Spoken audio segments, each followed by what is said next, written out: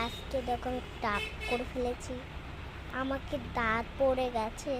আর আমাদের স্কুলে সবাই আমাকে দাঁত পোকলা বুঝে টাক করে মধ্যে।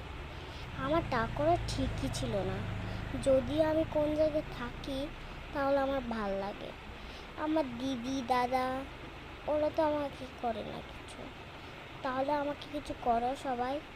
আমার পুনু খুশি এগুলো তো আমাকে কিছু বলে না, আমাকে বলো খালি রোহন দাদা বলে আর মিমি বলে। আমার একটু ভাল লাগছে না, আমাকে একটু রাগ দিতে হবে। আমার যে একটু কাজ আছে, আবার ঘুমাতে হবে, আবার সকালবেলা উঠতে হবে, উঠে স্কুল যেতে হবে। স্কুলে আমার বিশাল হচ্ছে। আমি আজকে স্কুল যাইনি 2 দিন ধরে, আমার জ্বর ছিল। ওই জন্য আমরা কী করেছি জানো, মেডিকেলের থেকে ওষুধ আনেছি, আমার সাথে খাবার আনছি ওই লম্বাগুলো। আর ওই খাবারগুলো আমার একটু টেস্টি ছিল না, বুঝছি।